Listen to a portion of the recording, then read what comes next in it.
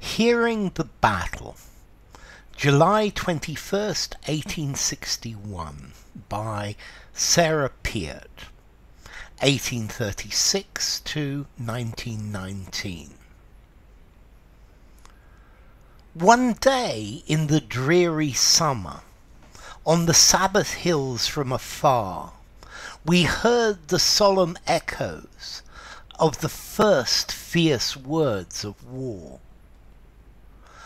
O tell me, thou veilèd watcher, of the storm and the calm to come, how long by the sun or shadow, till these noises again are dumb? And soon in a hush and glimmer, we thought of the dark, strange fight, whose close in a ghastly quiet lay dim in the beautiful night. Then we talked of coldness and pallor, and of things with blinded eyes that stared at the golden stillness of the moon in those lighted skies, and of souls at morning wrestling in the dust with passion and moan, so far away at evening in the silence of worlds unknown. But a delicate wind beside us was rustling the dusky hours, and it gathered the dewy odours of the snowy jessamine flowers. And I gave you a spray of the blossoms, and said, I shall never know how the hearts in the land are breaking, my dearest, unless you go. Okay, this is a poem by Sarah Piatt. Now, this poem is about the Battle of Bull Run, is the first battle in the American Civil War.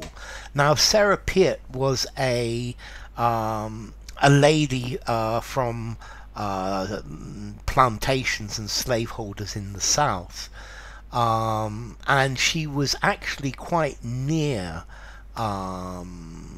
this battle. And in this, I think she's at home with family and friends, and the battle is taking place, or has started. It is taking place, and they are wondering what's happening. Okay, so this is the first battle of Manassas. It's the first battle of the American Civil War, and this was a Confederate victory that shocked the North, because the North thought they were going to win easily. So these are the opening shots of the American Civil War.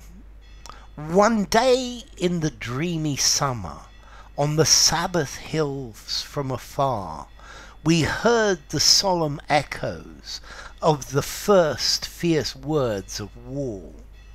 So it's a summer, and it's a hot summer, and it's a dreamy summer, and they hear news about the fact that there's a battle.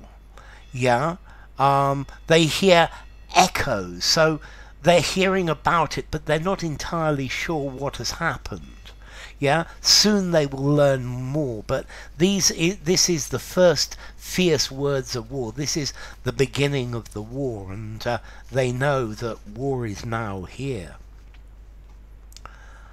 O tell me, thou veilèd watcher, of the storm and the calm to come, how long by the sun or shadow, till these noises again are dumb. So she's talking to the veiled watcher, and I think the veiled or the veiled watcher is God, and she's asking God to tell her about the storm to come, about what's going to happen, how long this war is going to last, what's going to happen until finally the war stops, until these fierce words of war stop speaking, till this war ends. She wants to know what's going to happen. She's asking God for an answer. And soon in a hush and a glimmer we thought of the dark strange fight, whose close in a ghastly quiet lay dim in the beautiful night. And okay, it's quiet, but they are thinking about the fighting that's going on, and they don't know what's happening. And there's this ghastly quiet. It's quiet because they can't hear the battle, but they know it's going on, and there are no clues about what's happening, and it's just this beautiful quiet night. And they know that the battle is there in the distance, but they don't know what's happening, and they're thinking about it. Then we talked of coldness and pallor, and of things with blinded eyes that stared at the golden stillness of the moon in those lighted skies. So they then started talking about various different things, and they talked about coldness and pallor. Yeah. So being cold and being pale, things and they talked about blinded eyes that stared at the golden stillness. So I think these blinded eyes, this is ignorance. Blinded eyes represents ignorance, and they're trying to find goodness. They're trying to find hope in the moon of those lighted skies, and they're trying to find hope for the future, but they don't know what it's like because they're blind. They're worried about what's going to happen. They're worried that this will be the end of the South, which in effect it was. And of souls at morning wrestling in the dust with passion and moan, so far away at evening in the silence of worlds unknown. And they talked about the souls of the people in the war, the soldiers, and they are fighting in the dust with passion, and they are moaning in pain. Yeah.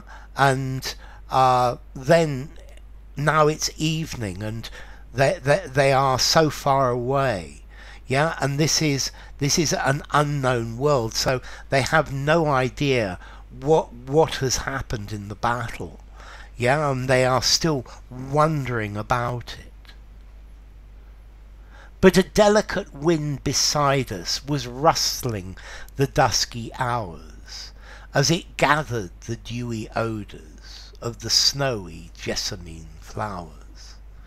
And I think then this returns to the world around them, where they are, and then suddenly there's a delicate wind, a gentle wind, and this wind starts rustling the night. It starts moving things gently, and the smell of snowy jessamine flowers are arriving, and I think this is the wind is bringing the morning, and I think the morning then will bring the news of what has happened in the battle. And I gave you a spray of the blossoms, and said I shall never know how the hearts in the land are breaking, my dearest, unless you go. And now she's talking to someone. We don't know if this is her brother, her lover, her father, and this is saying that she gave this person some of the flowers and said, I'm never going to know what's happening unless you go. But I think also, I guess this is referring to how I'm not going to know how people in this country feel unless you actually go to this war, unless you go to this battlefield, because then I will know how unhappy people are that their loved ones are no longer with them, that they have died or that they're in danger, and I will always be apart from this, separate from this, until there are people that I know and love involved in this, and then I will really know the sadness in the land and what's really happening.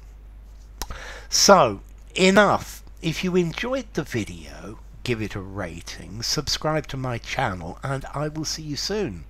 Bye for now. Hearing the Battle, July 21st, 1861, by Sarah Piatt.